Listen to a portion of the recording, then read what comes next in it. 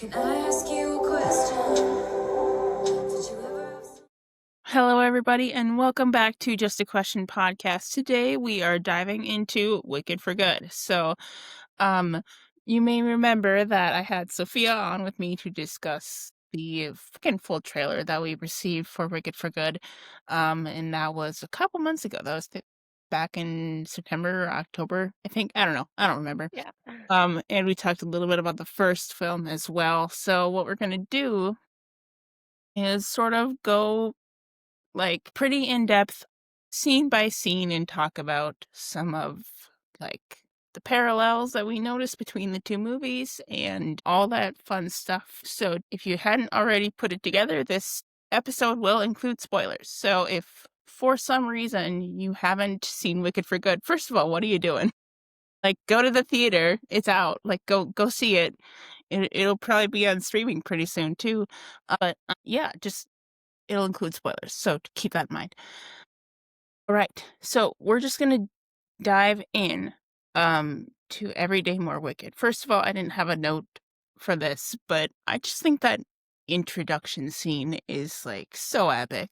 Like, you open with, that same sort of vintage logo that they had in the first movie, except now Madame Morrible was speaking. And, I don't know how much time has passed in between the two movies, like in between Act 1 and Act 2.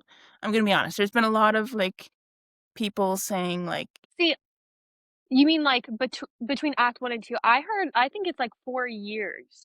and that's what I heard too, because they're going by how long it takes Yeah. for a baby lion cub to turn to an adult lion, but Yeah. Madame Marble says 12 time turns or something, so then people are saying a year, but I feel like that's not enough time.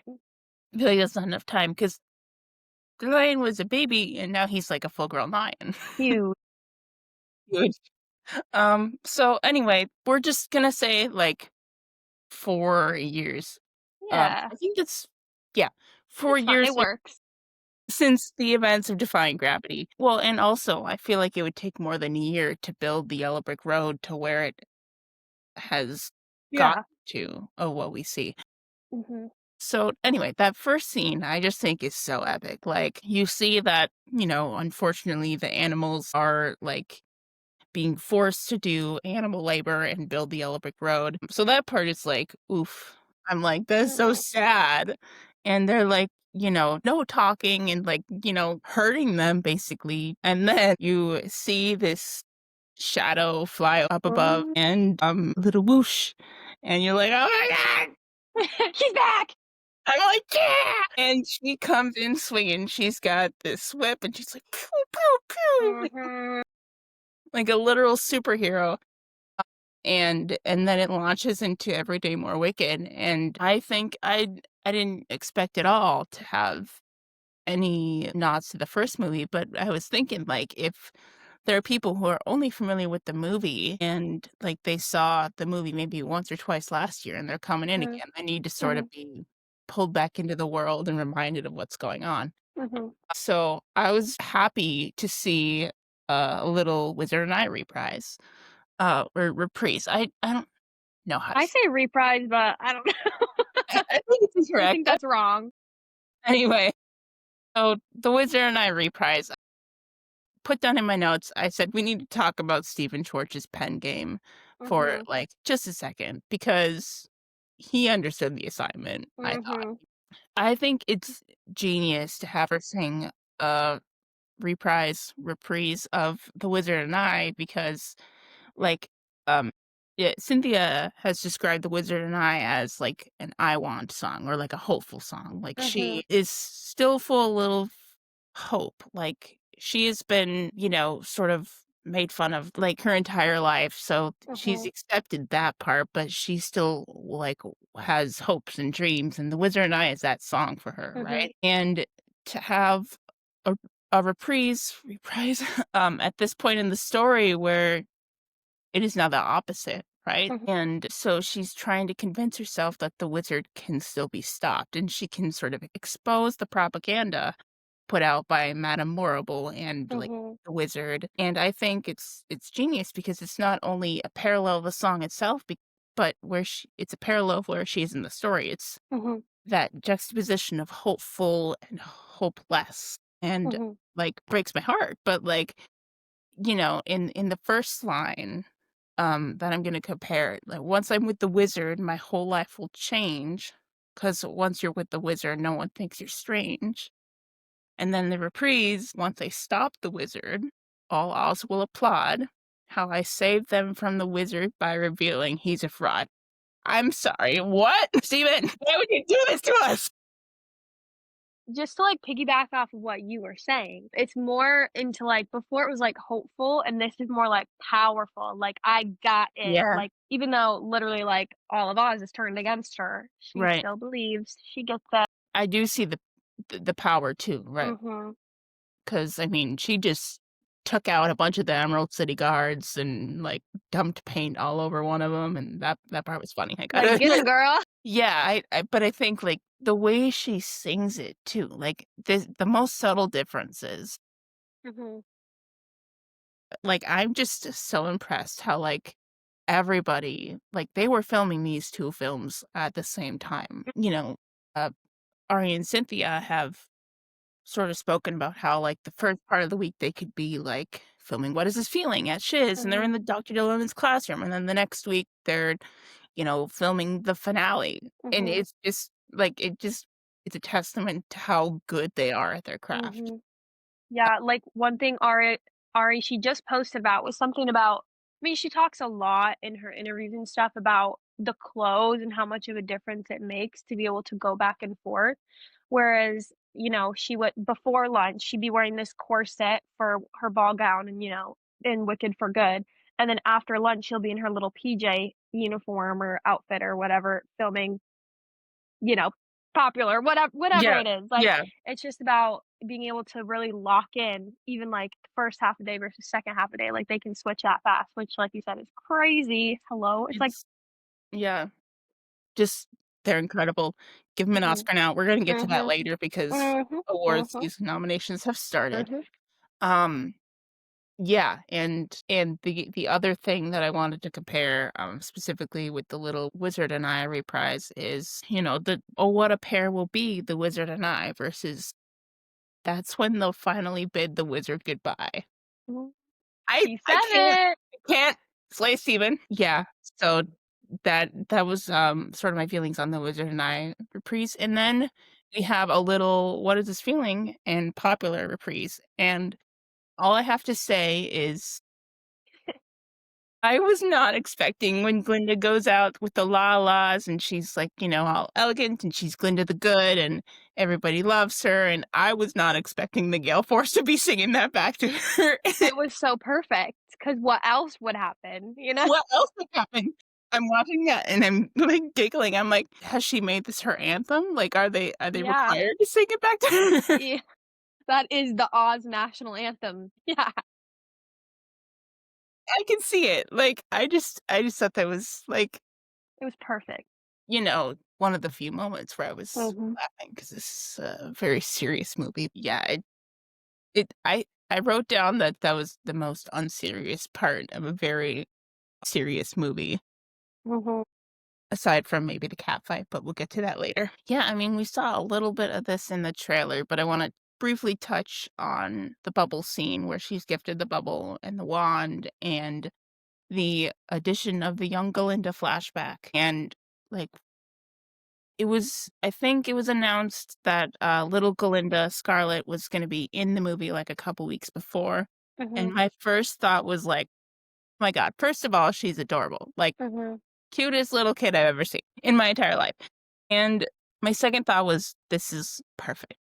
This mhm, is what I think all of us needed." And, like, Arya's talked a lot about, like, having to sort of make things up in her head and reference what she thinks Galinda's childhood would have been like, because we don't really get the context that, Elphaba gets with, like, her father and the scene with young Elphaba and young Nessarose, and then they added that in, and she said that she was watching, like, Scarlett act out the scene, and, like, she just started sobbing because, like, this is the kind of thing that she had been referencing, and mhm. it also is sort of a testament to, like, Ari as an actress, and, like, I just think it was perfect. Yeah, I think it also was it made it very relatable to a lot of girls watching it. I feel like it's already such kind of a relatable thing.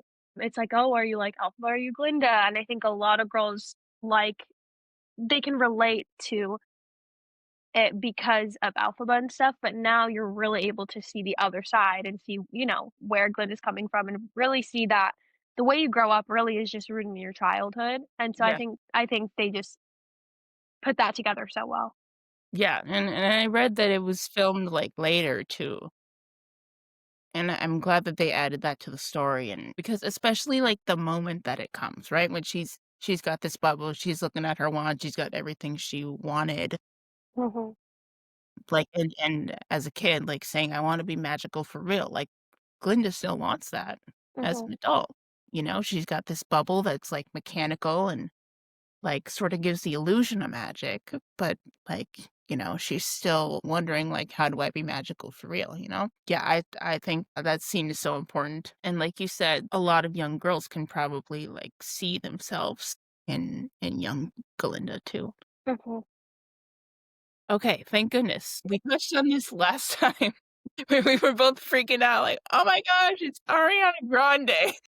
Singing are you Thank goodness, and I just gotta say, like, it was everything I wanted and more. mm, This was the first moment when watching this video where I thought, "Just give her the Oscar now." There were many moments, and, both, like, Ari and Johnny, I thought did incredible in this scene, and I just wanna mention that I do have and I feel like this is a pretty popular opinion. They wanted to bring Michelle as Madame Morrible because of her, like, acting chops.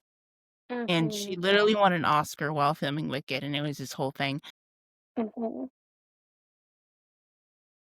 That little part where they have Madame Morrible sing, I'm sorry, like, I love Michelle as Madame Morrible, she can't sing. Like, I'm sorry.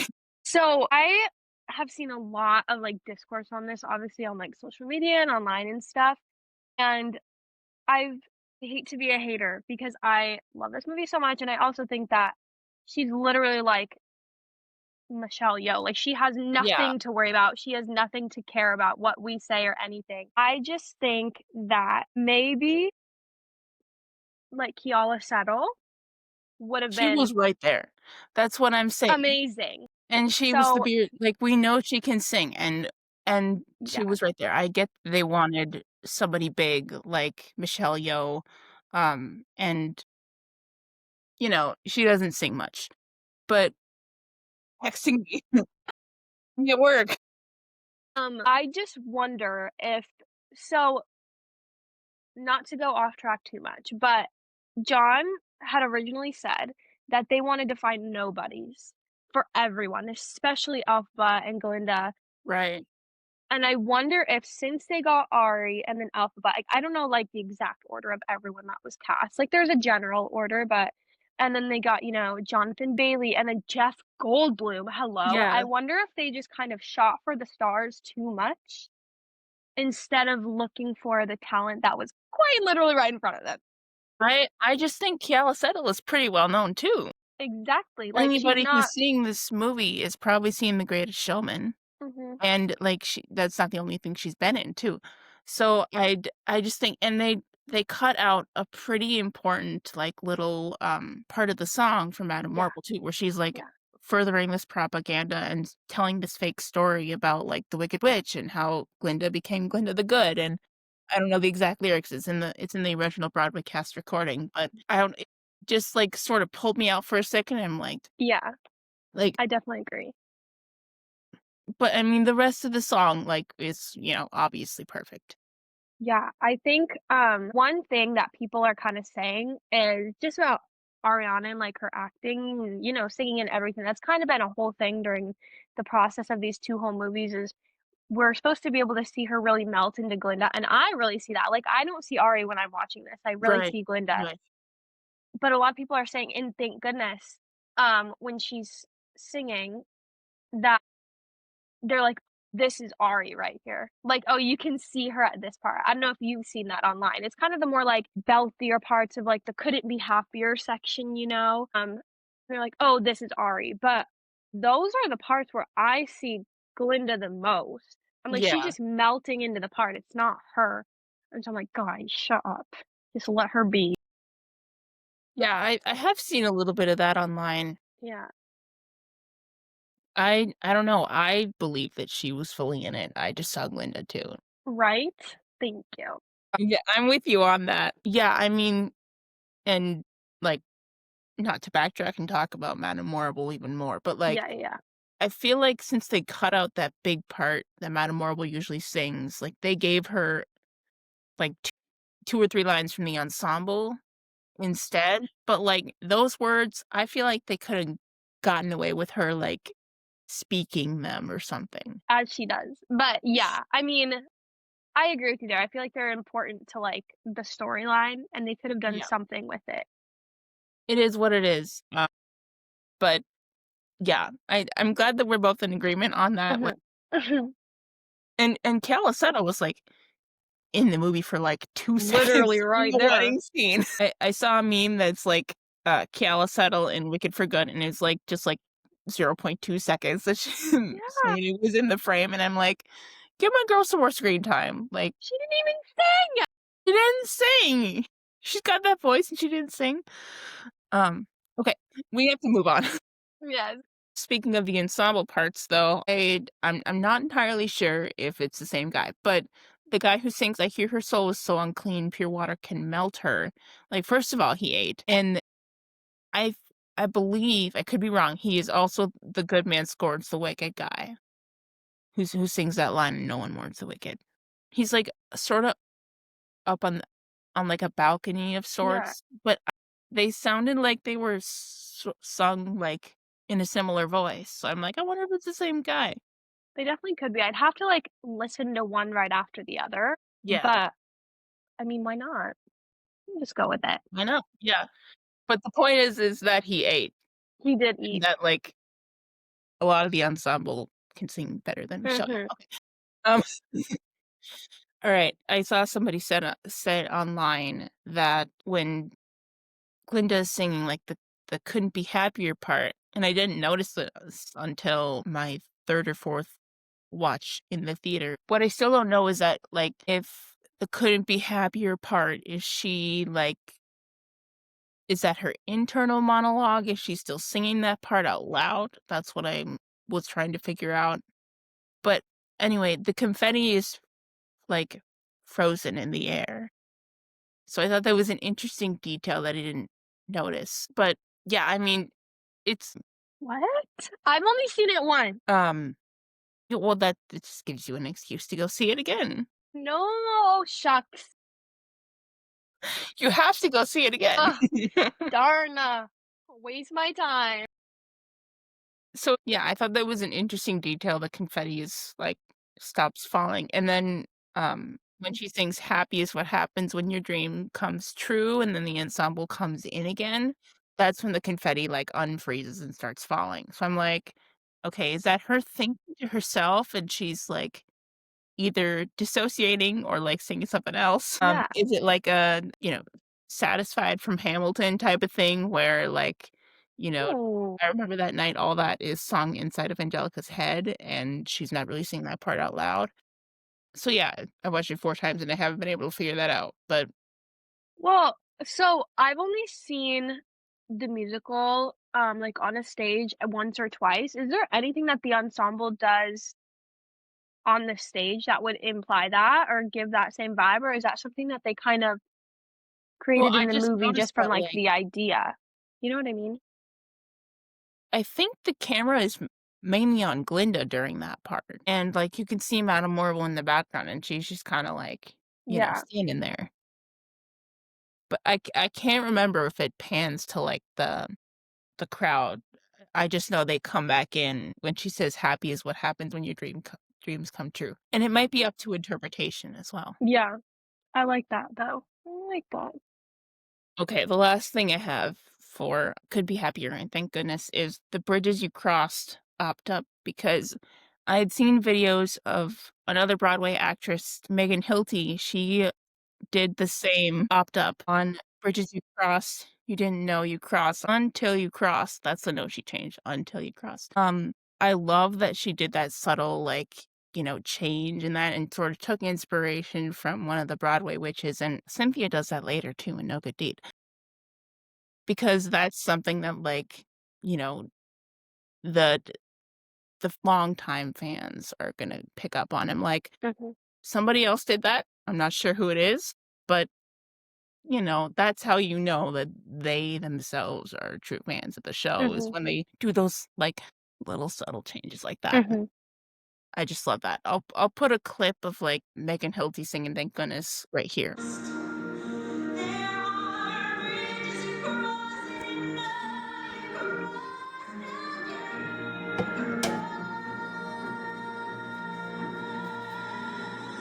Yeah, I mean, did that was something that I caught. Did you catch that at all? Yes, I loved it. I think that's the exact part that where earlier I said that people were like, "Oh, it's Ariana." Shut up. That is Glinda right there. Yeah, I mean, she took that inspo from another Glinda, Exactly. so how can that be, like, Ariana Grande? Okay. Um, After that, then things at the Yellow Brick Road opening ceremony go south, and Mhm. Elphaba appears, and first of all, it made me so mad when she wrote "Our wizard lies" in the sky, and then Madame Mhm. Marble's like, "Actually, let me change that." Yeah, yeah, right. And then to say Oz dies, I'm like, What a little hate her. I hate her so much. yeah. Madame Marble, by the way, just Yes. in case that wasn't clear. Yes. You're supposed to, and that's why I think, like, Michelle Mhm. Yeoh plays a good villain, but, um, I that made me mad. And I'm like, "What the heck, girl? Just let her have her moment." Um, okay, so then after that, the Gale Force, they go to find Elphaba, and Fiyero is, of course, the captain of the guard, and one thing that I was trying to figure out, and I think I have my opinion on this, but, people may see it a different way. Mhm. Fiyero goes ahead of them, and he says, "There's nothing here, like, let's retreat, let's go the other way." But he, like, stays there for, like, a couple of seconds, and he's, like, pointing his gun. Do we think he sees Elphaba in the trees? So, I am kind of in the middle of what I think. I don't know if it's like a direct he sees her, this kind of thing, or if it's kind of just a little nod to what he says in Act 1, how he I don't remember the exact wording, but he, He like, must have, blends in with the foliage blended or with the something like foliage. that, and so I don't know if it's like a direct, like, "Oh, that's what is happening, he sees her, but is, whatever," or if it's just kind of a little nod to it. So I'm kind of in the middle. I don't know, 'cause Yeah. it's not mentioned again later, and it's not, there's no sign, really? So, I don't know, I'm kind of in the middle. I maybe this is just, like, me being Delulu. I think he Mhm, sees her. mhm, I and I think see that. he sees her, and Mhm, he, like, obviously wants to protect her because he still has to be, like, pretending that he's in alliance with the wizard at this point. mhm, So that's why he's like, "Street, nothing here. Let's go the other way." mhm, Okay. So then after that is No Place Like Home. And I know we briefly talked about the new songs. I will say that, like, initially I shared your same opinion. Like, I still preferred the original songs from the musical. mhm. I wasn't entirely sure about them, but I will say with every watch, they grow on me. They've grown on Okay. me. I really like No Place Like Home. And when you think about it in the context of sort of what's happening in the country, Mhm. makes me like it more. Clock it. And that's all I'm gonna say about that. And yeah, I mean, I like how, and my mom said this too. She's in No Place Like Home stan. She said, "I like the nod back to The Wizard of Oz." And yeah, I think, something that I think they don't really touch on as much as I would have wanted in the stage show is sort of how Elphaba is sort of transformed into this animal activist, Mhm. right? And, her being like, "Join me, like, let's fight against the wizard," talking to the animals, like, I think it really adds, deepens, first of all, how much she cares about the animals and that part of her, and, like, shows her internal monologue of, like, "Why am I doing this again? Like, what is home actually, and why am I defending this place that's never really accepted me?" Mhm. And, of course, it's, always emotional seeing Dulcibert again. Mhm. Yeah, I mean, I'll let you talk now. Um, okay, I see where you're coming from. Again, I've only seen Wicked for Good one time, so I guess I really haven't I've been listening to the soundtrack, obviously, Yeah. but I guess I really haven't pieced it all together, kind of. Maybe I'm just a hater, but Mhm. I think this movie could have done without the new songs, and now that you say, it was a good, internal monologue for her, and it kinda just showed a lot more of what she was thinking. We're like, well, also, kinda why is she doing this? But, whatever. I don't know, I think if they were gonna do it, they could have been more, especially because they were written by Steven, and I think it could have been, like, but also maybe he just didn't wanna, like, outshow or overdo it, Right. but I don't know. Yeah, I think my only, like, I don't know if I wrote down I don't know if qualm is the right word. My only, like, piece of, like, beef with this song or scene Yeah. is that she's, like, about to end the song and sing this glorious high note, Yeah. and then the line is like, "Hey, don't listen to her, she kidnapped me." Frickin' lion. Bro! Yeah, I think maybe a high note coulda helped her out a little bit, Yeah, and not to say I hate the song. I don't hate the song, it's a yeah, cute little tune, you know? Um, it's alright, yeah, yeah, it's just out of, like, the score or the soundtrack for this movie, it's near the bottom, but I don't hate it. It's on the yeah, list, you know? yeah.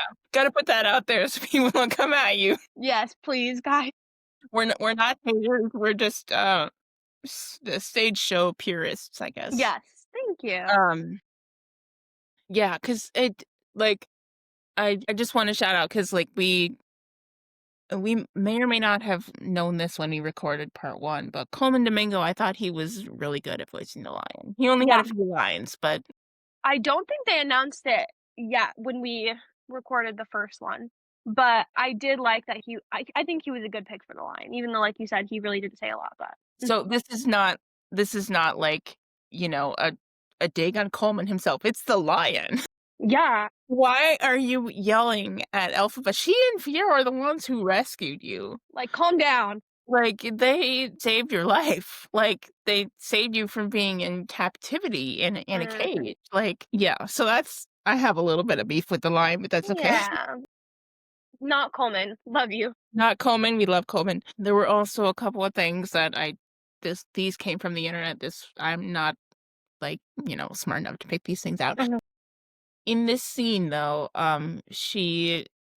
there are bluebirds flying either, like there's somewhere in Yeah. the scene, there are bluebirds flying, and, the 3 animals she talks to during the scene are a lion, a tiger, and a bear. Oh my. I didn't even pick that I out. didn't pick that up after 4 watches, and I saw it online, I'm like, "Holy crap, she does." So, I thought that was a neat little Easter egg. Mhm. Yeah, okay, so then next is The Wicked Witch of the East. I was really looking forward to seeing how they handled this scene, and Mhm. let's just say, like, I was not disappointed. Like, there have been a Mhm. lot of things, on the internet about, like, how they were, expecting more from Marissa or, like, disappointed, but I think she was a really good Nessa Rose, and she brought, like, a lot to the character. Like, one of the things that I think I've heard them talk about as being important when casting Nessa is, like, obviously acting, singing, those are both there, but, like, that she was also authentically disabled, and Mhm. I think it's you know, I'm not saying that people should look up to the character, Mhm. no, character turns into not a good person, but the fact that there was an authentically disabled person playing, a disabled character, I did really like that. I did like how she flew instead of walked. I know that was Mhm. very important to Marissa to not be ableist with that. Yeah, I feel like it would've just ethically been wrong if they would've Yeah. figured out, like, a way to make her walk. I bet you there could have been some sort of, like, exoskeleton thing they could have put on her, but I think, like, God, I would have thrown up. That would've been just so bad, and I think there were lots of, like, speculation about how they were gonna do it because it's obviously very important to the storyline. So I kinda figured they were gonna make her fly, but also, like, you never know what they coulda done. And they showed it for, like, just a split second in one of the trailers Mhm. that she was flying. I'm like, "Okay, I think I can get behind this." And, "Wicked Witch of the East" is not one of the most memorable songs from the soundtrack for me because it's not on the original cast recording. Mhm. Mm, so if it's different on the stage show, like, if any of the lyrics are different, I wouldn't be able to tell you what they are. Yeah. But overall, I think, Marissa slayed House Down Boots. Yeah, I mean, when Pun she the intended. word oh my god, I didn't even catch that, good job! Thanks. I think that when sh like, the word mirror, when she sang that, literally in the theater, I went like this next to my boyfriend, I was like, "Stop, did you hear that?" And, oh my gosh, I it was so good, and then, obviously, I just I don't know if I was fully expecting that from Marissa, just because, like you said, I don't know if she's necessarily, like, the vocalist that maybe, like, a Nessa Rose would be. I mean, I've seen clips of, like, the stage show, and, normally I wouldn't call it, like, a powerhouse part, but that part really is kind of, like, fuller and, but I just didn't expect that from Nessa, and I was like, whoa," and then people online are freaking making fun of it. Yeah, Guys, chill out. like, I feel like Marissa has gotten so much flack for, like, especially in the first film, I like, know. the me and Bach line. First of all, there's no elegant way to say the name Bach. Like, There's not. what other way was she supposed to have said, "We deserve each other, me and Bach"? Like, there's Yeah, no or maybe they were just making fun of, like, the lyrics itself, I don't know. But maybe. I don't know, like, the fact that, like, she was so convincing though, like, Yeah, shows her acting chops to me. Like, yeah. in real life, seems like a wonderful and lovely person, and if you Mhm, go on, like, her TikTok, she's hilarious. mhm. Like, I mean, that's how she got the part, was a TikTok video that she made. I think I heard her telling a story about how, like, she was waiting to hear back and just had sort of assumed it wasn't going her way because she Yeah, hadn't heard back yet, and she made, like, this little, like, play or skit about witches, and then John was like, "You gotta be careful, nobody knows you're up for the part," and she's like, "Wait a minute, what? I'm still up for it?" mhm. Well, not how she got the part, but how they gave her the part. Cause like, Yeah. they said they, like, played with it when they told her. Whatever, you know what I Yeah, mean. yeah, um, yeah, I mean, like, she's pretty convincing as a dictator when, and that Sorry, that was just I don't think anyone's ever said that before. no, like, playing a dictator character, Yeah, I just gotta, like, yes. clear that up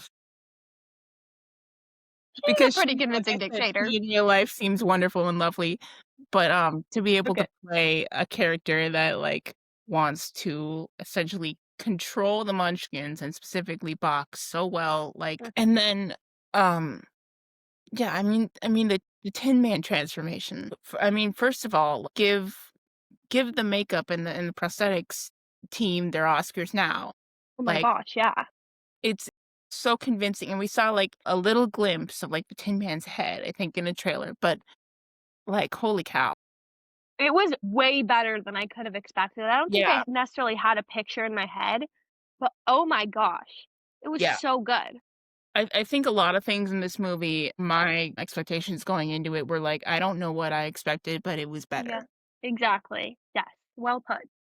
Yeah, and we'll touch on this later too, but Ethan Slater, sir, I mean, like, Hello.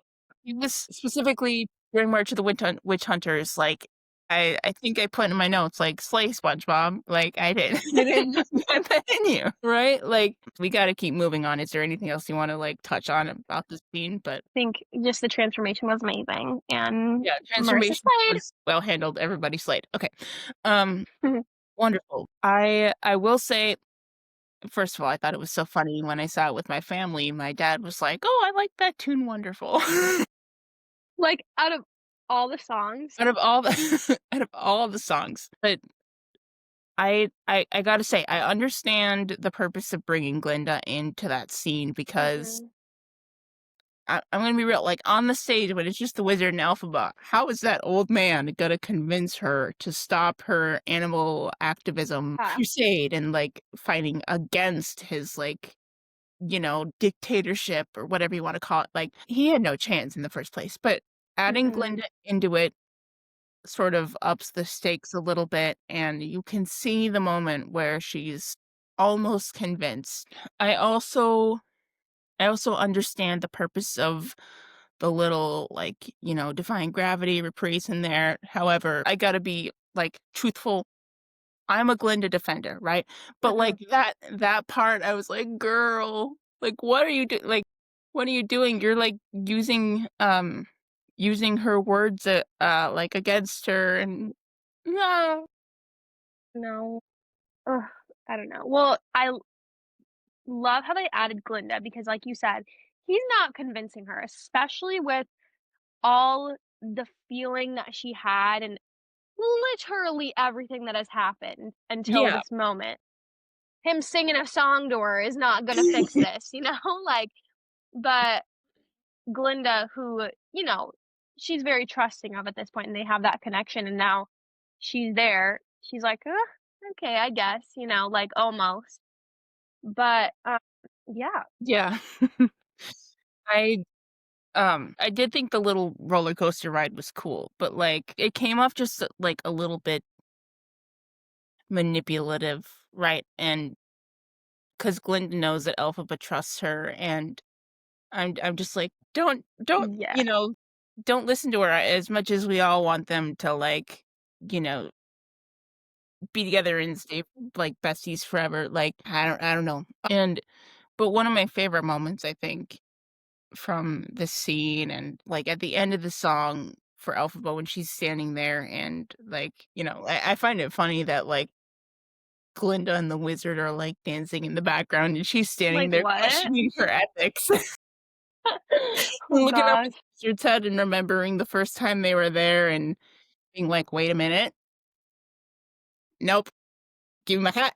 Give me my broom." Mhm, Um, you know, and, like, "It's possible I could agree, but you gotta prove yourself to me." Those mhm. I can't remember if those lyrics are in the stage show, but, I yeah, I think that was a nice little addition because it was like, "Okay, I it's possible I could join you, right? But first of all, you gotta do it on my terms, right? Let the animals go."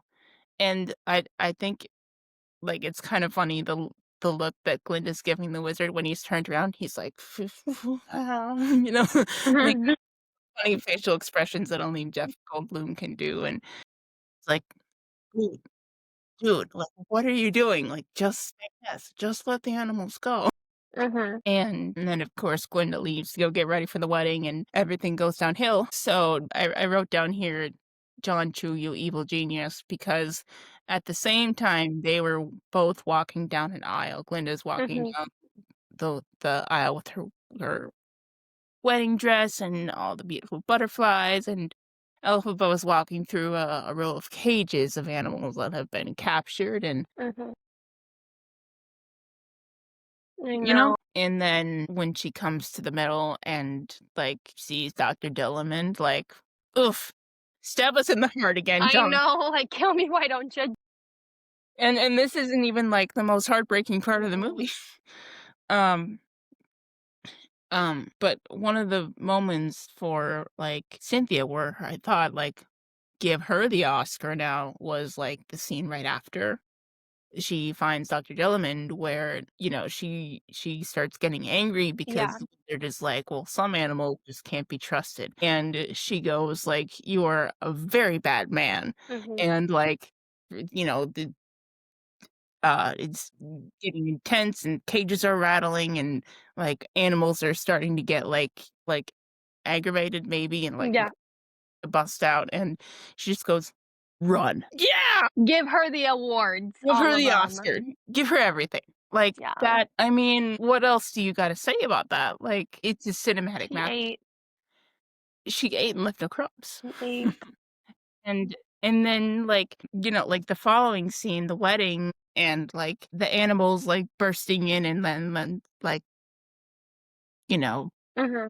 destroying everything, and then I just, like, give John M. Chu an Oscar. Like, I know. I mean, just the way it was done and everything, yeah, and like you said, like the parallel of them both walking down the aisle at the same time, and it kind of shows what is important to each of them in this moment. Obviously, views are changed, and Glinda changes, and everything. But at this moment, what's important is being shown, and then just to see that not necessarily that was Glinda's fault that this is happening, she could whatever. And then that exact thing ruined her most important day. yeah, Like, sorry girl, but yeah. Yeah, and like you said, things change, people change, she comes around in the end. mhm, We'll talk about that, but yeah, I really like what you said about, like, showing them and, like, what's most important to him. I think Glinda loves the idea of marrying Fiyero. She doesn't know that he isn't really in alliance with the wizard yet. Uh, mhm. and Elphaba, of course, the most important thing is, like, freeing the animals and cinematic masterpiece. We do have to move on. Something that I thought was kind of funny was, at the end, I think this was personally, I think, like, it's a fun little silly moment, but I think they could have gone bigger with, like, the cake falls over and then, like, Oh, yeah. he ends up, like, face down in the cake, and there's a frog, and he just goes Oh my to her gosh. face. Just thought that was, like, so funny, and they had, like, a past and present Broadway company screening, and one of the most recent Elphabas, who I haven't seen live, but I wish I would've, because Oh my gosh. I love her. Mary Kate Morse yeah, yeah, yeah, but Bow Bow Down down. to the Queen, I love that you're on the same wavelength with me because if I said that name around my family, they'd be like, No, she's a household name in my mind, but "Yeah," and she's playing Elsa now, which is kinda funny because hey, what part is she doing? Elsa, that's what it is. yeah, and she's, like, at least the 3rd person to go from the Elphaba to Elsa pipeline, so, She should. as she should. Anyway, like, she said, like, out of the whole movie, that was, like, her favorite part. It's a little bit of comedic relief in a tough moment. We love it. Yeah, yeah, and I said, "Honestly, I get it," and I giggled when that happened, and then I put hashtag "You deserve each other, you and Frog." Mhm. Marble and Frog. Okay, oof, okay, I'm not the girl reprise. I can't talk today. Reprise or reprise, however you say it. I think, like, the scene after the wedding is, like, one of the most heartbreaking, like, in the play because my possibly hard take on this scene is that, like, while it's heartbreaking that in this moment Fiyero is choosing to go with Elphaba and, like, really showing, like, taking his chance while she's there and, like, going with her because that's whose side he's really on. Glinda kinda tricked him into marriage. Like, he never really said Yeah. yes.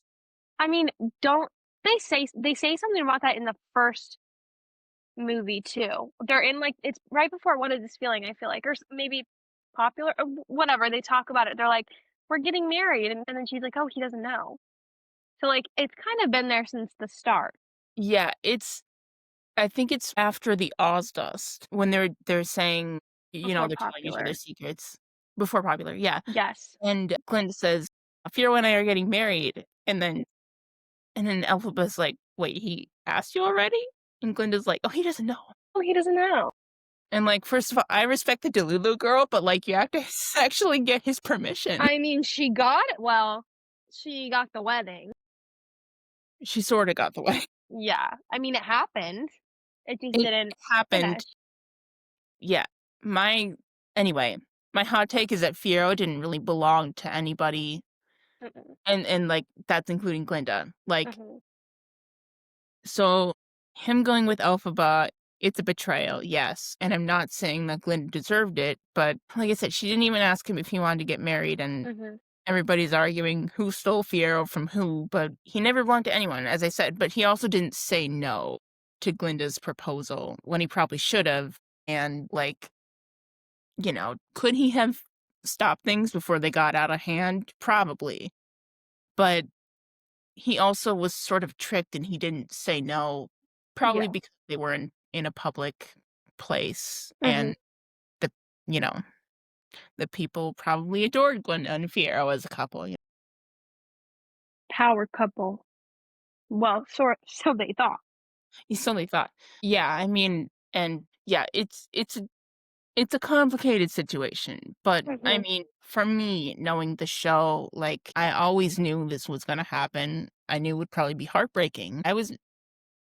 Ariana acted her butt off, though, I will say. Like, given some of the things that she's gone through, I have to imagine that she might have been drawing from a real place, and that makes it even more heartbreaking.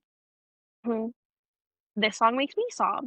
It is short, but I mean, it's a reprise, so it's not gonna be long, but the way she puts herself into it, and she really puts God, it just makes me sob, okay? I can't.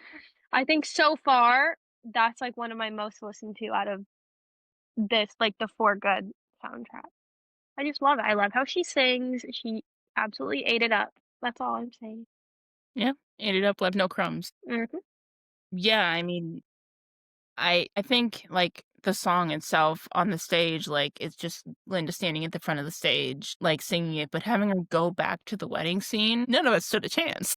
mm-mm, mm-mm, Yeah, and just, like, having barely able to sing the words of the song because she feels so betrayed and she's crying mhm, so hard, and yeah, it had to be so heartbreaking to film. On another note, I thought it was interesting how the phrase, like, "We deserve each other" or "You deserve each other" are used in so many different ways throughout the 2 films. The first time it's said, like, during Dancing Through Life, Glinda says it to Fiero because at that point, I think they are sort of their most, like, superficial selves, so they like the idea of each mhm, other, and when Glinda says it to Elphaba, "You deserve each other, this hat and you're both so smart," and then, of course, "We deserve each other, me and Bach," and then Dancing Through Life, "We deserve each other, don't we, Bach?" And that's another chance that, again, a character could have changed things by telling the truth. mhm, There's a lot of instances where I think things might not have gotten so out of hand if people had just told the truth. mhm, And then at the end of Wicked Witch of the East, Nessa's, looking in the mirror and says, "We deserve each other." Um, and then lastly, when right after the wedding and before Elphaba and Fiyero leave, Glinda says, you know, "You deserve each other." And mhm.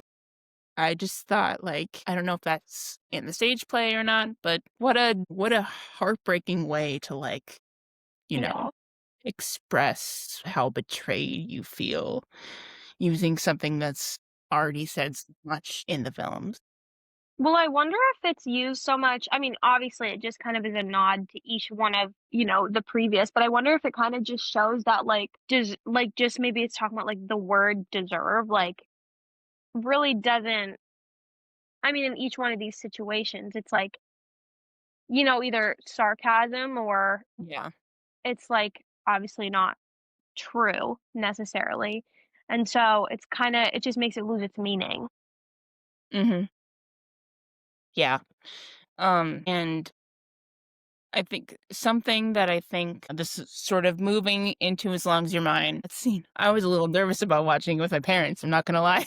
Because in the soundtrack, they have that, like, instant transition from I'm Not That Girl reprise into As Long as You're Mine. They left that out, and they did things a little differently in the movie. Yes. I was kinda missing that, I'm not gonna lie. Like, I get, like, it has more impact, like, drawing out I'm Not That Girl reprise just a little more, like, show her heartbreak or whatever. I was missing that a little bit. I'm like, Mhm. I was expecting to be, like, Yeah. thrown into another dimension. Yeah. They missed out. Yes, I did. And I think another critique people have, like, for As Long as You're Mine, as is that they don't necessarily start the song right away because, like, I feel like this is sort of a time issue with the stage show, right? They don't have a ton of time to, like, build up that tension in Elphaba and Fiyara's relationship. But I sort of did like how they drew it out just a little bit at the beginning and how it's more of like a like, "Okay, you're here." Like, we finally get this moment alone together for the first time and, we'll say 4 or 5 years, like, Yeah. and Yeah, I mean, they make it part of the storyline more as just, like, a song in the show. Not that it's just a song in the show. Don't right, don't kill me.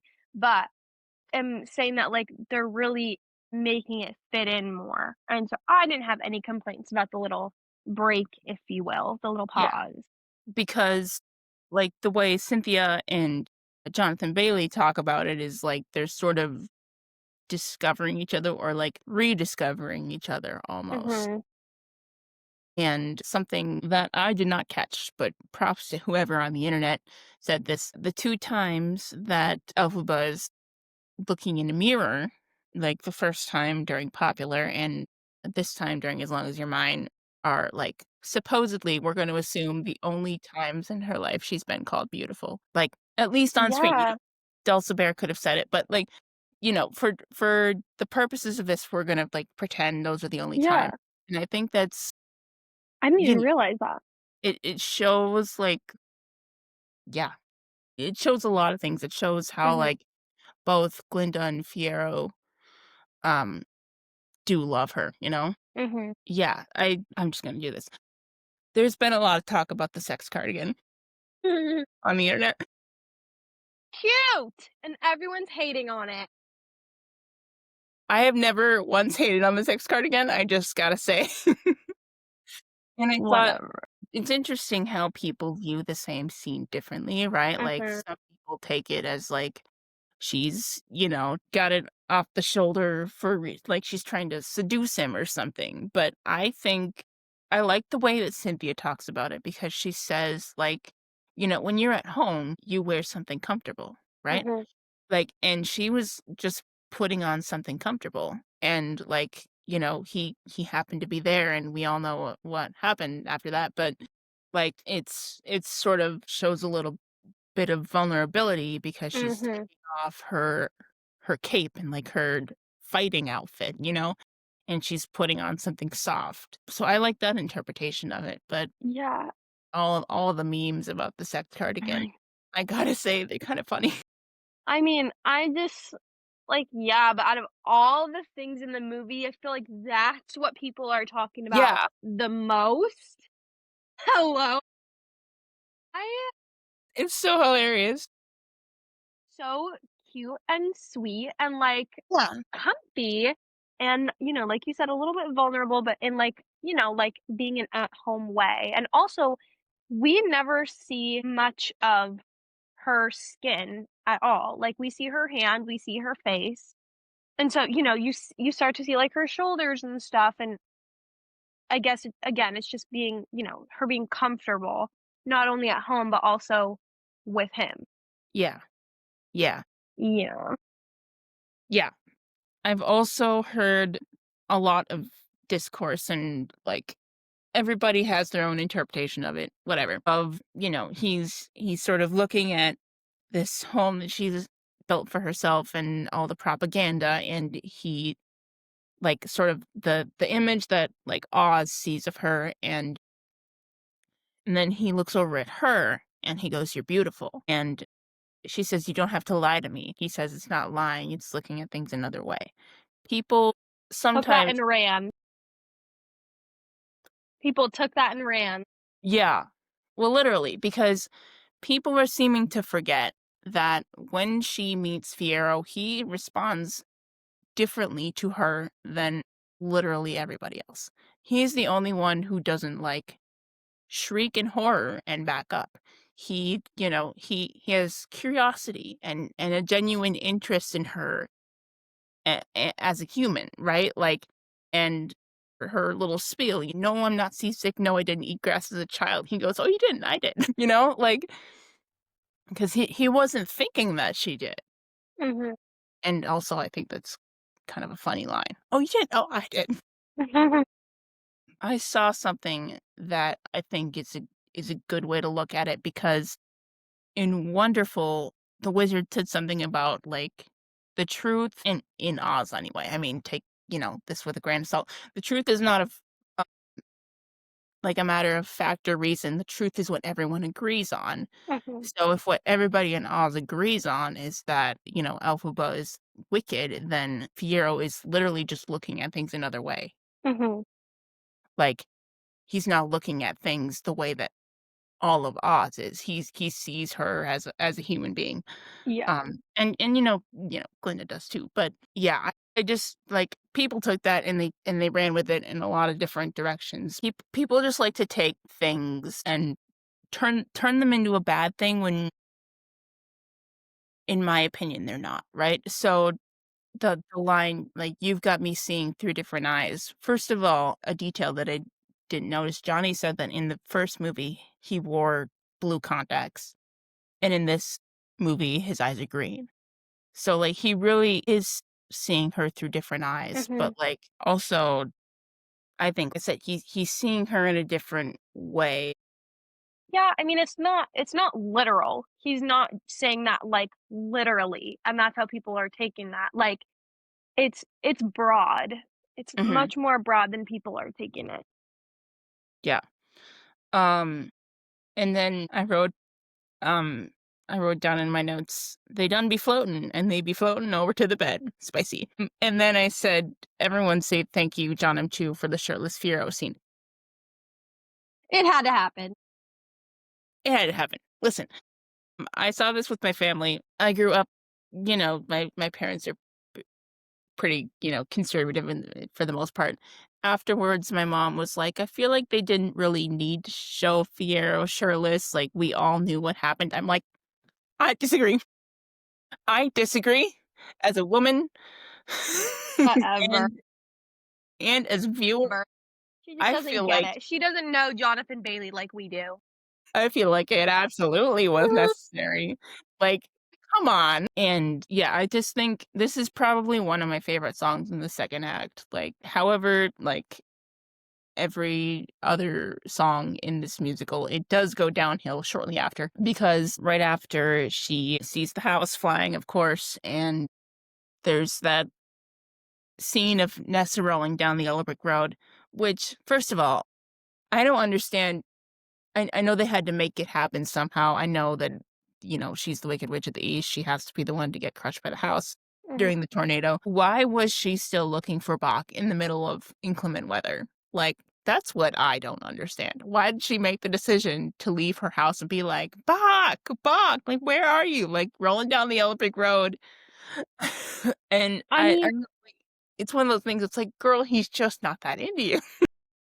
I think she's just delusional. Yeah. But I mean, if I were that delusional, I'd be looking, like so I get it. I see where she's coming from, but she's a little crazy for that. But it worked out just like they wanted. So poor her.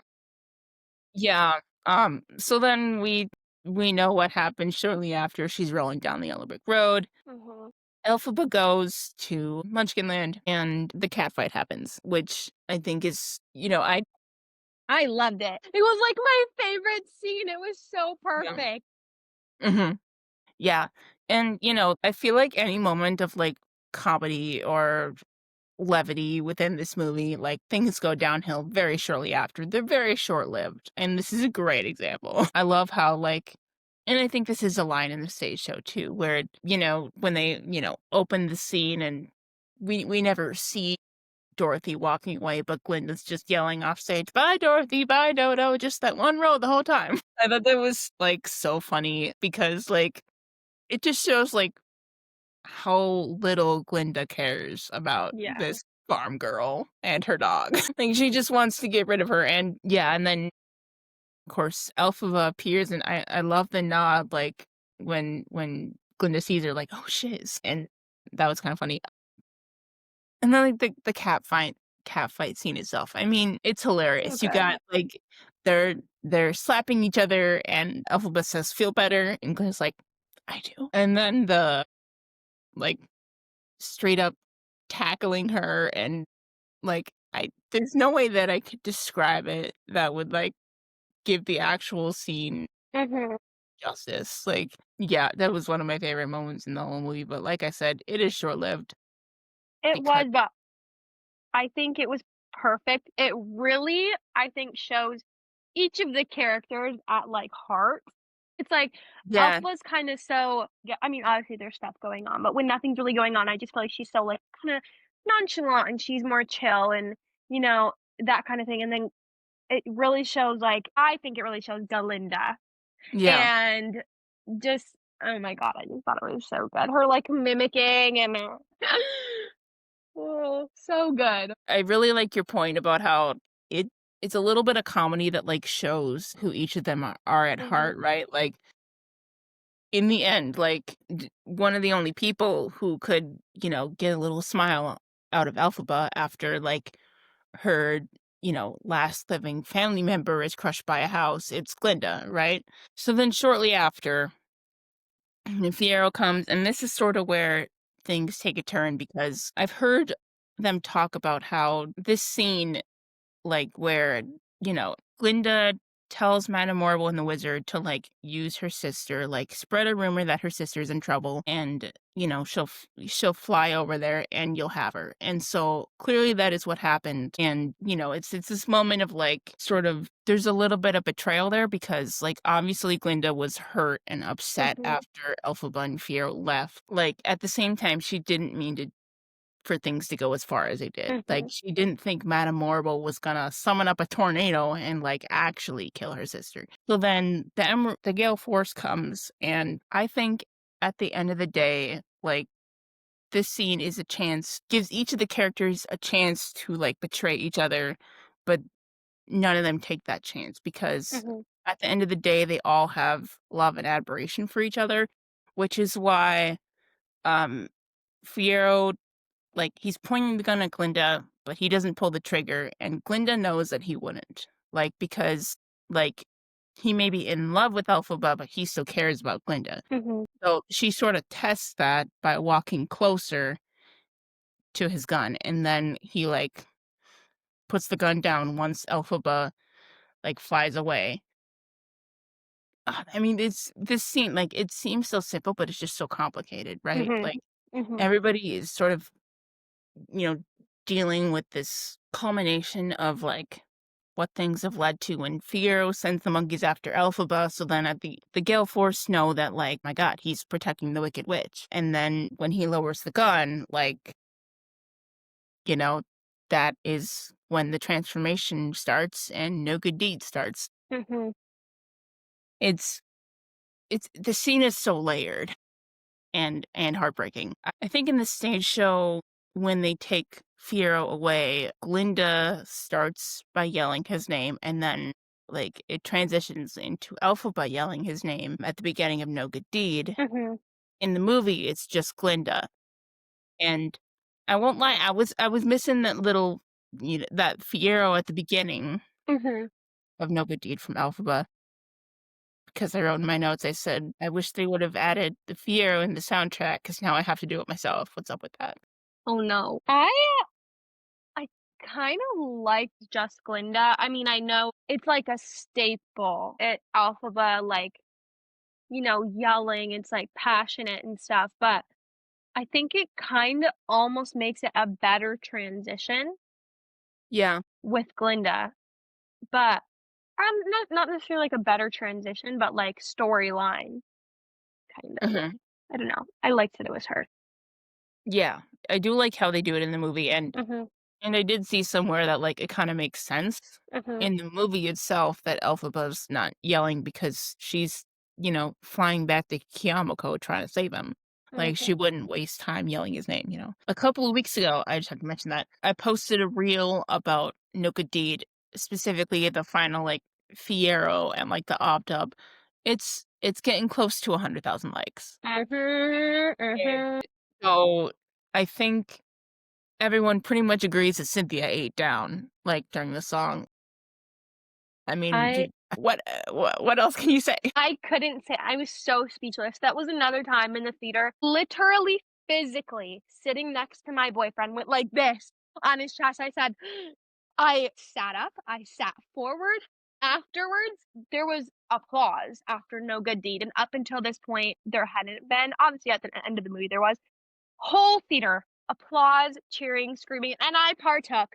I am not the kind of person to really do that, like a plane lands.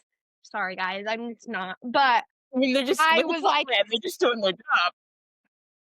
it was it was just so good. Yeah, I remember texting because I think we, like, unintentionally, like, as in, like, I didn't know you were gonna see it the same night as I did, and I texted you about it, and you just texted back, "No good deed, period."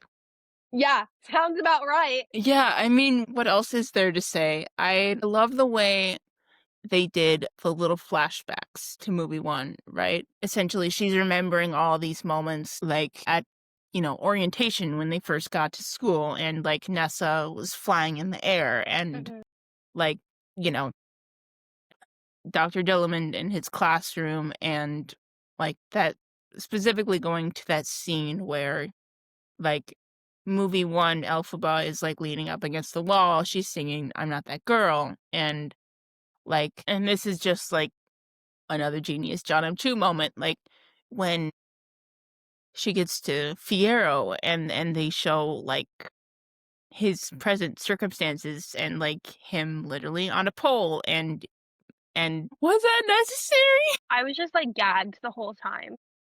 Yeah. All I could do was just sit and watch, like, no thoughts were happening. It just the way it was put together was it was so, like It was so, mhm, like and obviously the vocals in this song were unreal, like, and but I also thought, like, the acting, like, when she says, "Alright, enough, so be it then," like, I can't do her justice, but it sounds angry, it sounds fed up, like, "Alright, enough, I surrender, like, so be it, like, let them call me wicked, I don't care." mhm, Um, and I also kind of like what Cynthia says about this song about how, yes, she's angry in this song. Yes, she's fed up, but she's also sort of at her weakest moment, right? Like, Dr. Dillamond's in a cage. She couldn't save him and mhm, and she couldn't save Nessa. And now she's thinking that Fiero is also going to die and she's, blaming herself for everything, like, and, like, she's lost most of the people that she has ever cared about, aside from Glinda, who, like, she knows Glinda's yeah, gonna be fine, but, like, she just sort of snaps, and this is what I love that Cynthia brings to the character, like, you can see the anger, of course, but you can also see her weakness in this mhm. moment, and, like, ugh, Cynthia, Cynthia!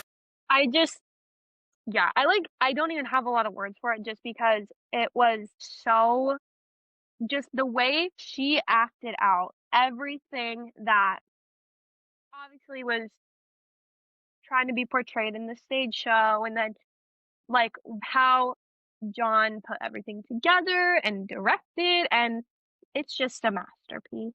It is a masterpiece. Whole scene, her singing everything. It's Mhm, And the other thing, another nod that Cynthia made to one of the witches on Broadway, and I also recognize this as an opt-up, but again, I wasn't sure which actress had done it, but Mhm, I think that let's see, Ever Again, like, that part I think was different, and then the final, like, Fiyero riff mhm. was a nod to Eden Espinosa. I'm not sure when she was on Broadway, I don't have, like, but I know she's an iconic Elphaba, but Mhm.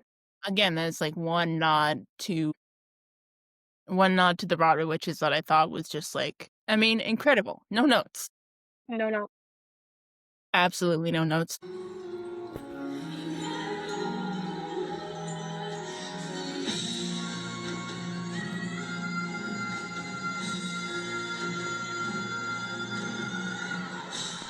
Mm-mm. Okay, so then I think after this is when we see Dorothy and the gang that come in, and something that, like, one of the lines that sort of made me chuckle a little bit was like, when Morble goes to the wizard and he's like, I'm not seeing anybody, and he's like being a little baby. And she says, "There's a girl here to see you, and she's got 3 friends she picked up along the way, a man made of straw, another made of tin, and a very nervous lion." I Very was nervous, huh? like, um, and then, yeah, I mentioned this briefly, but A March of the Witch Hunters. Ethan Slater. Ethan Slater. Who I would have mean, thought? what a guy. I mean, like, the way he says, "I have a score to settle with the witch," like, and Mhm. he, like, yells and, like, basically screams that line, like, I'm literally getting chills right now as we're talking about yeah, it. yeah, because, like, for a second, he's like, "That's Elphaba," or, "Wait, no, that's the Wicked Witch." He contemplates for just a second, and I think, like, I mean, that what else can I say about this? I mean, I love that line because I think it's also to show that he's not Bach, you know? Like, no one knows that's him, he's someone else, so not only can he not really expose the fact that he knows her personally, but also I don't think he wants to accept that he Right. knows her personally, like, she's not the same person, but I think that I never was on the Ethan Slater hate train, obviously, as a lover of Ari, I just couldn't be, but I just didn't know what I had to expect. I don't know what they had him do in the audition, but if they had him sing March of the Witch Hunters, I would not be surprised if that's what got him the part. I mean, he really doesn't do a whole lot, so I feel like that probably was what they had him do, and I if that was the first thing he did, John was like, done, use it," you know, Yeah. like I know that it's kind of funny, like, the special, they showed, like, a little bit of Johnny's audition for Fiyero, and he was literally, like, backstage at a different show. in an office No. chair. And, like, I saw this meme, was like, "I love how the casting people saw that and were like, 'Yep, that's our Fiyero.'" That's it. He's Like, like "What?" 'cause he just had that energy, like, you know, doesn't care, and then, like, 5-minute call, and he's like, "Oh, crap." But, yeah, I think one of the main questions I have about the plot is when Bach and slash Tin Man, he looks up at Glinda's balcony and she looks down at him. Do we think that she recognizes him? Because there would have been no, like, way that, like, in between the scenes. I highly doubt Alpha was like, "Oh, yeah, by the way, that guy that's obsessed with you, he's made of tin now." Like, that didn't Yeah. happen. She doesn't know. I don't know, like, to me, it's kind of up to interpretation Yeah.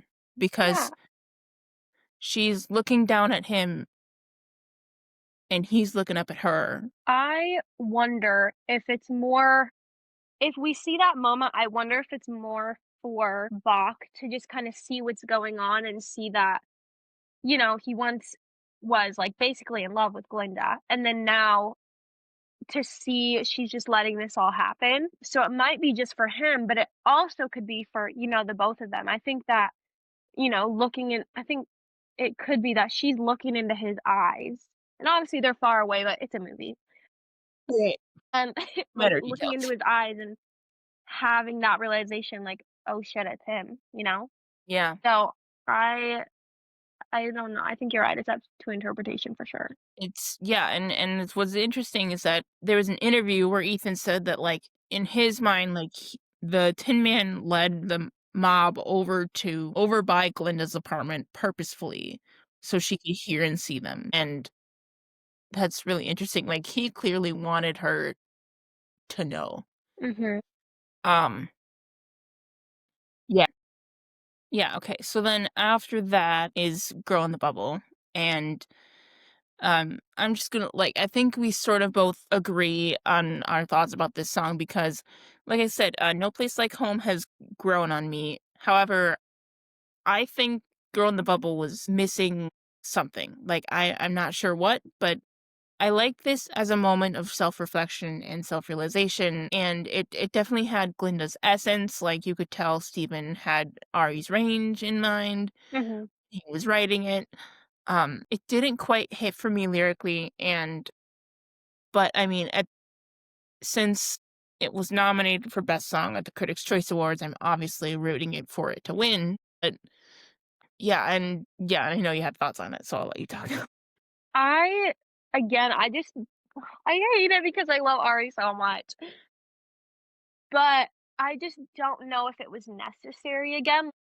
I think within the one song, she said a lot, like, we see that self-reflection, but at the same time, I felt like the song, like you said, lyrically, it didn't give a whole lot, and I feel like she said a lot, but also didn't say much. Like, I feel like we saw more of her acting, that Yeah, moment in the mirror and, seeing herself in this dress, and I just feel like it didn't need to be that much, and right. vocally, she killed it, like, I loved her high notes and all Yeah, that stuff, but I just feel like, I don't know, it didn't I was just underwhelmed, I guess. yeah. Me a little bit for me too, yeah, Mhm, because I also feel like that change, like, obviously, she is observing things that are going on throughout the movie, and she doesn't agree with what Madame Morrible flip it around, wicked witch. I love it.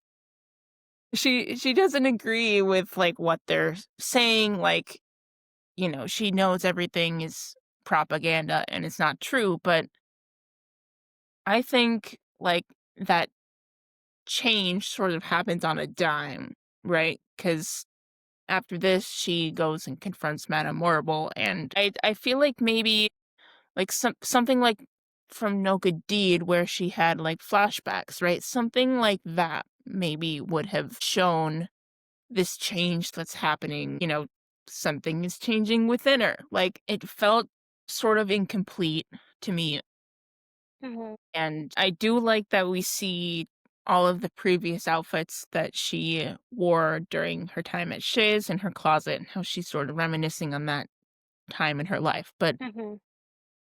that's kind of the most that we get as far as, like, actual self-reflection, and yeah, I don't Yeah, know. yes, agreed. I just feel like something was missing, there could have been more.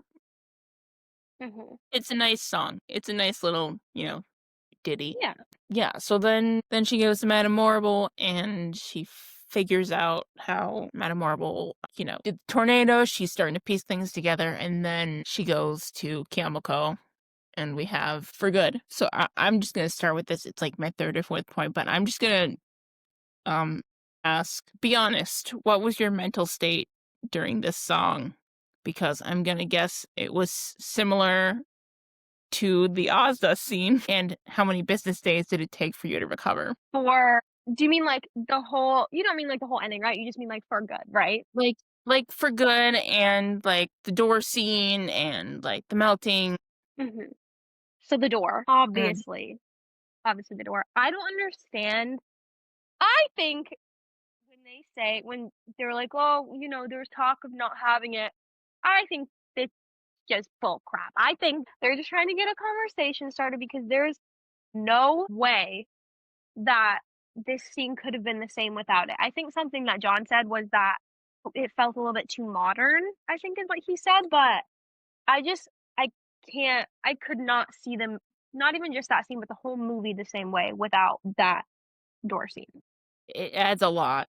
It does, and yeah, I mean, that part was improvised by the Mhm. girls in rehearsal. Like, they've talked about how, like, John just, like, after they sing "For Good," he just didn't call cut, and they came up with that on their own because Cynthia said, like, if in that moment I was trying to think, like, what would she say Mhm. knowing she's never gonna see Glinda again? She would say, "I love you," Mhm. right? And I've been thinking about that a lot, no matter, like, who it is, like, friend, sibling, partner, whatever. If you knew that somebody important to you, you were not gonna see them again, you would say it. Mhm. You would say it. Man, I mean, what else can you say about that scene, right? So, For Good is one of, if not my favorite musical theater song, like, of all time. Like, I wanna get it tattooed, and I feel like now like, I've been wanting to get it tattooed, and I feel like now it's like, now everyone's gonna have it. But something that I haven't said out loud yet is the song means so much. It says a lot. The climax of the song in the original Broadway cast version is so powerful and strong. I feel like this version didn't give that. But I think it's because obviously Adina is such a powerhouse Yeah. and, Kristen is too. But I think that so are Cynthia and Ariana. And I think that it could have been more, it could have been built up more and had a lot. But at the same time, they are, standing there and it's like it's like a calm thing, it's this connection moment, so it doesn't necessarily need to be this whole production song. I just think that compared to the original Broadway cast, the climax of the song did not hit as hard. Yeah, it just didn't. Yeah. I also wanna say, like, and this may be just a little bit of an unpopular opinion. Mhm, However, I need to speak my truth. mhm. I love that they added dialogue in the movie where Elphaba's like, "Here, take the Grimmery, like, you it's 'cause now it's up to you, I'm limited, like, you take it." And Glenda's like, What do you mean? I can't read this." And she's like, Just take it, like, you need to take it." Um, I like that they added that in the movie, but I wish they would've just had, like, the song itself in the soundtrack. Thank you. Thank you for saying that because Because in this yeah, it takes so long to get to the actual song itself in the soundtrack, and when I'm pressing play on the soundtrack, I just wanna hear the song, you know? I don't think maybe it you know what? I don't think that's an unpopular opinion Okay. because I am in agreeance, and I feel like other people have to be too. Yeah, like, I feel like they could've easily just cut those little pieces of dialogue or, like, if they needed to, like, record that first bit, like, separately or whatever, like, Yeah, it adds a lot to the scene, but when I'm listening to For Good, the song, like, I wanna I wanna listen to the listen to the song. song. Yeah. Yeah, okay. I'm glad we're in agreeance on that. Yes, we are. So then the door scene and the melting. Something that I have been trying to figure out since I Mhm. saw this movie on November 20th is like we think about thank goodness they're singing all those things about her and Glinda's like, I can't, like feels like people are so empty headed they'll believe anything. And like Glinda runs after him and she's like, I hate that they're saying all this awful stuff about her. Like, it's not easy for me either. But, like, at the end, she seems to think that Elphaba actually melted. So, Yeah. my question is how far does she truly buy into this propaganda? And I feel like it's just a plot hole. I'm probably overthinking it. But like, is it a classic case of, like, I'll believe it when I see it? Because in this scene, Elphaba is clearly not allergic to water because she is splashed with water and fakes her death. But, like, when she comes out and there's water on the floor and the hat and the bottle is there, like, she seems to really believe it. So, like, what I think it's just a plot hole. I overthink a lot of things, but I definitely see where you're coming from, and I think they do that on purpose. But I also think that in the moment, I think she believed that she's gone because they had that whole moment in For Good and, the door scene, and they are saying goodbye, and I wonder if she's watching all this happen, it's like an intense thing for her to watch, and Yeah. then that rush of adrenaline, and I think that she believes that she's actually gone. Okay. Yeah. Because, people talk about things that are canon in the book, and I haven't read the book. I've heard the book Yeah. is weird and, like, also just overtly sexual.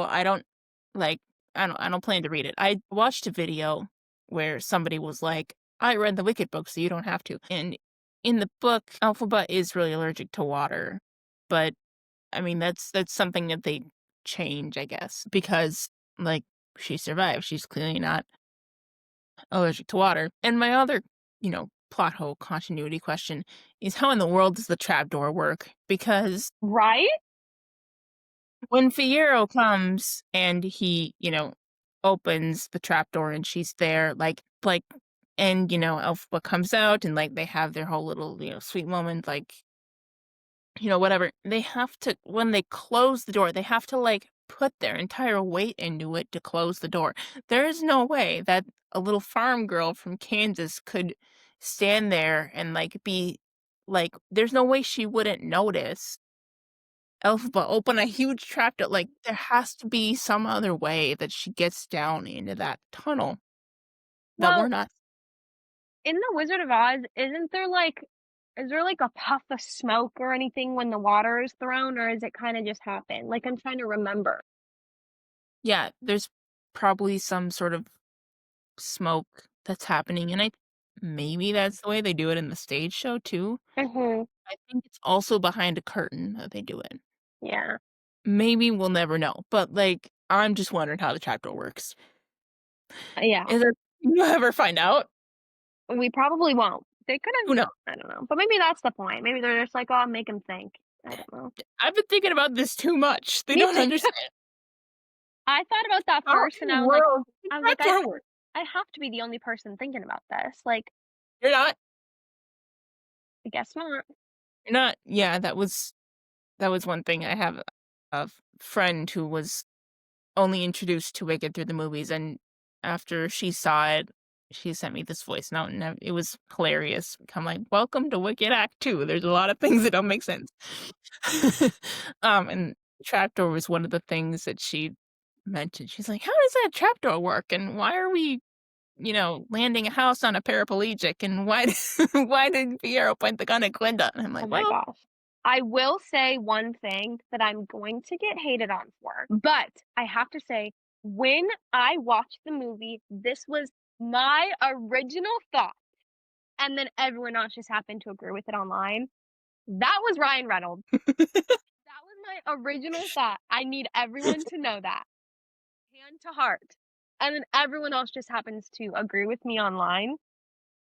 I was I think the artistry of how it was made was very beautiful, but they coulda made him look like Jonathan Bailey instead of Ryan Reynolds. I have to say that.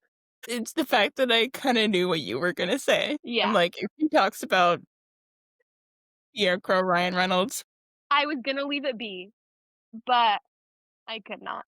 I could not. Uh, yeah, okay, so and the ending is its own thing. I think the way they changed the ending with, like, the animals being integrated back into Oz and Glinda, like, being like, "I wanna try and be Glinda the Good," and sort of the scenes that followed, and not to mention, like, Chistery finding the bottle and going up to Glinda and talking Yeah. for the first time. Uh-huh. That's another stab to the heart, I like, know. and there are many, many different moments where in this movie where I was like, "Oh, yeah, that particular scene is going to get Ari her Oscar nomination." Mhm. But, like, the scene where she goes to confront the wizard, that could be like, I mean, she flips from, like, this sweet little Glinda the Good to, like, angry. Like, I was not expecting that. Like, I I was.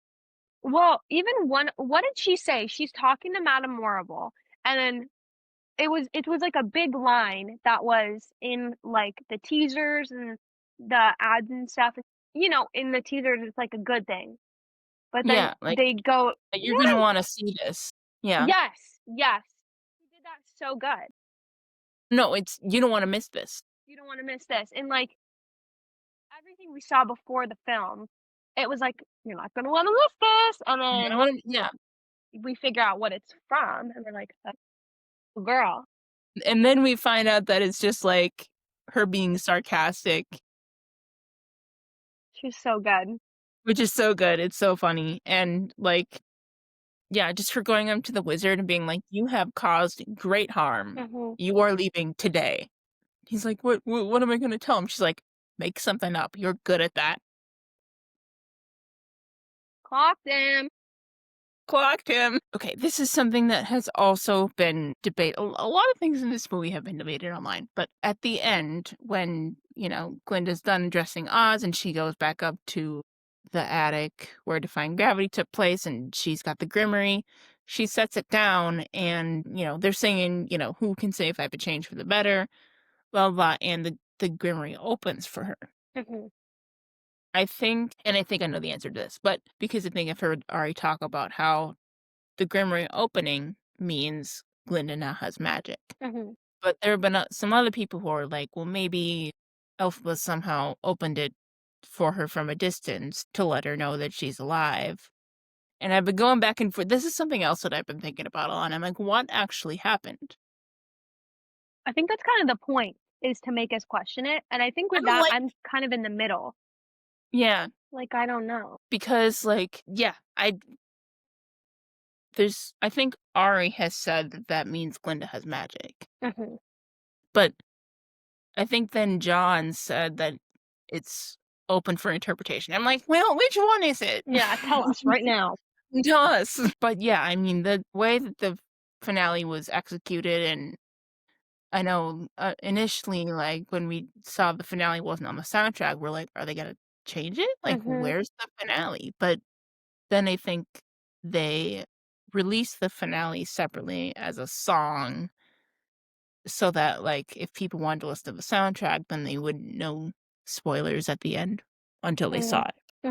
it. I thought the finale was very well executed, and, we gotta talk about the last shot because the scream that I scrumped. I could just sob. Like, after the like Yeah. The first time I saw it, I was, watching it with 2 of my best friends from high school. One of them had seen the show, so she got the reference right away, and she also, like we were, like during No Good Deed, we both grabbed each other, we were like pretty much. and, like, right at the end, we are both like it's like that one meme where Leonardo DiCaprio was, like, pointing at the TV screen, that was me. I'm like, "Oh my god, they did the thing!" I mean, what a good way to wrap it all up. I know. Yeah, yeah. I mean, there's nothing really else to say about that. They're gonna get all the awards, They're gonna get all the awards.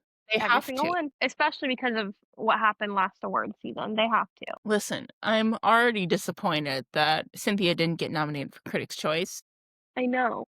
and neither did No Place Like Home. I'm like, that's a little weird because Ari got nominated, Girl in the Bubble was nominated for Best Song, and then, of course, like, costume design, production design, hair and makeup, Yeah. and casting were nominated. But I just think, like, they're all gonna get nominated. Like, all those, costume design and production design, hair and makeup, like, all of those will probably be nominated for everything Mhm. because what other film out there is creating the Tin Man and the Scarecrow? That's crazy.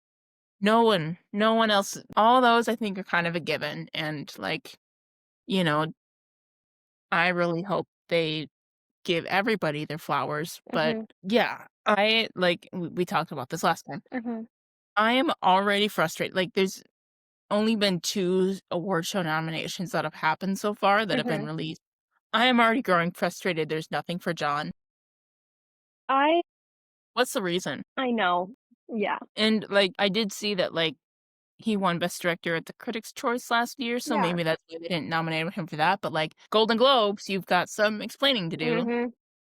We better see them sweep this year. I That's know. all I'm gonna say. It Like, I deserves it. really they deserve a sweep.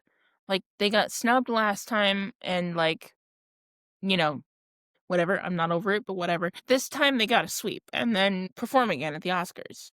Oh my gosh. Yeah.